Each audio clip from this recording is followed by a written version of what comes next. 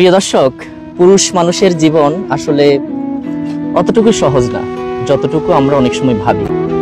দর্শক, এই মুহূর্তে আজকের দিনের তাপমাত্রা দুপুরবেলা, ভর দুপুরে এখন 1:45 বাজে প্রায়, এবং আজকের দিনের তাপমাত্রা প্রায় 31 degree Celsius, feel like 35 degree, অর্থাৎ জেনুইন তাপমাত্রা হচ্ছে 31 ডিগ্রি এবং ভীষণ পরিমাণ গরম পড়ছে। আমার খুব অসহ্য লাগছে এবং আমি যে সিটে বসছি এখানে আসলে বসে থাকার মতো অবস্থা নাই।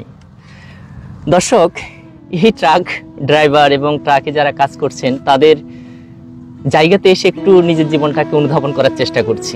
কি পরিমাণ পরিশ্রম তারা রোদের মধ্যে করছে।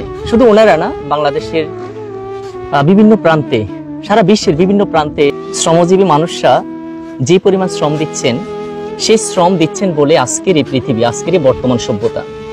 কিন্তু কেন জানি মনে হচ্ছে তারা কখনোই তাদের প্রপার সম্মান, প্রপার যে মূল্যায়ন, গুরুত্ব সেটা কখনোই পায় না।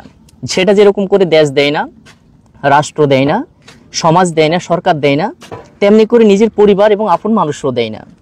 কিন্তু একজন পুরুষ মানুষের জীবন আসলে অতটুকু সহজ না, ভীষণ রকমের প্যারা। আমার মনে হচ্ছে আমি এই মুহূর্তে আছি সন্দ্বীপের রহমতপুর সি বিচ এলাকায়, এবং সেখানে এই তপ্ত রোদের মধ্যে বেশ কিছু মানুষ শ্রম দিচ্ছেন। হয়তো আমিও এই জায়গাতে, হয়তো আমি চাকরি না করলে আমিও হয়তো এরকম কাজ করতে হতো। আমার মনে হচ্ছে এই জায়গাতে এসে মাঝে মধ্যে জীবনটাকে একটু অনুধাবন করা উচিত। তো পৃথিবীর সকল শ্রমজীবী মানুষ ভালো থাকুক, পরিবার পরিজন নিয়ে সুখে শান্তিতে বসবাস করুক এবং তাদের শ্রমের গুরুত্ব দেওয়া হোক, তাদের শ্রমের মূল্যায়ন করা হোক।